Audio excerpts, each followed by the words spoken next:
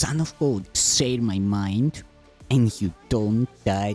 This is the season 1, the episode 494 in the series How to Manifest Immortality. And the name of today's teaching is The Correction of Error. The alertness of the ego to the errors of other egos is not the kind of vigilance the Holy Spirit would have you maintain. Egos are critical in terms of the kind of sense they stand for. They understand this kind of sense because it is sensible to them. To the Holy Spirit, it makes no sense at all. To the ego, it is kind and right and good to point out errors and correct them. This makes perfect sense to the ego, which is unaware of what errors are and what correction is. Errors are of the ego, and correction of errors lies in the relinquishment of the ego. When you correct a brother, you are telling him that he is wrong. He may be making no sense at the time, and it is certain that if he is speaking from the ego, he will not be making sense. But your task is still to tell him he is right. You do not tell him this verbally. If he is speaking foolishly, he needs correction at another level because his error is at another level. He is still right because he is a son of God. His ego is always wrong, no matter what it says or does.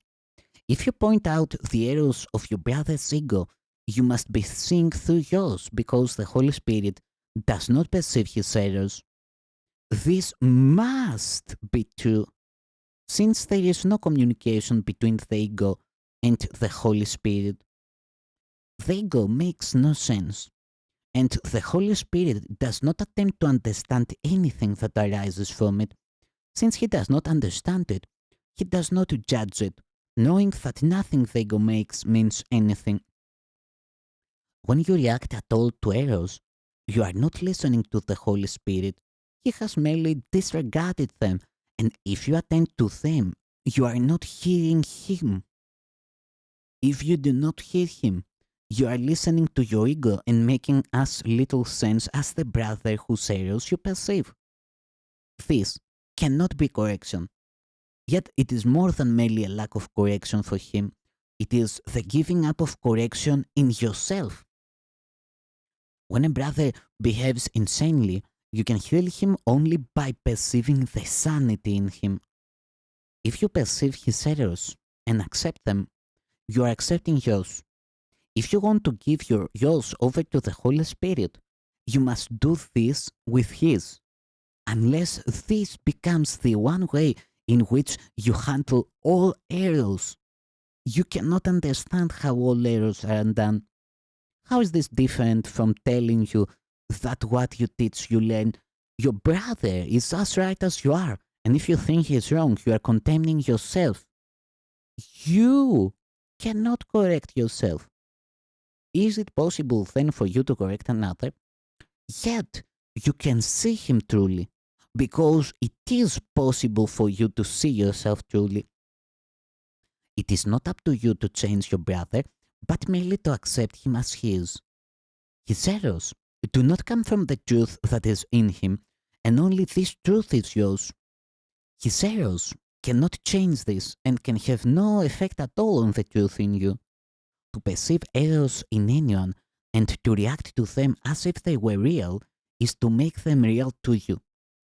You will not escape paying the price for this, not because you are being punished for it, but because you are following the wrong guide and will therefore lose your way.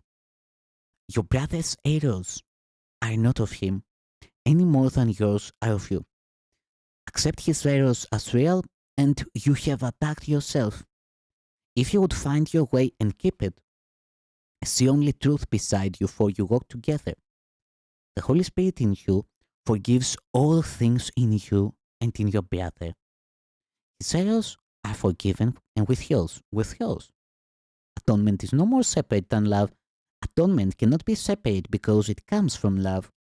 Any attempt you make to correct a brother means that you believe correction by you is possible, and this can only be the arrogance of the ego. Correction is of God, who does not know of arrogance. The Holy Spirit forgives everything because God created everything. Do not undertake his function or you will forget yours. Accept only the function of healing in time because that is what time is for. God gave you the function to create in eternity. You do not need to learn that, but you do need to learn to haunt it. For that all learning was made. This is the Holy Spirit's use of an ability that you do not need but that you made. Give it to him. You do not understand how to use it. He will teach you how to see yourself without condemnation by learning how to look on everything without it. Condemnation will then not be real to you and all your errors will be forgiven.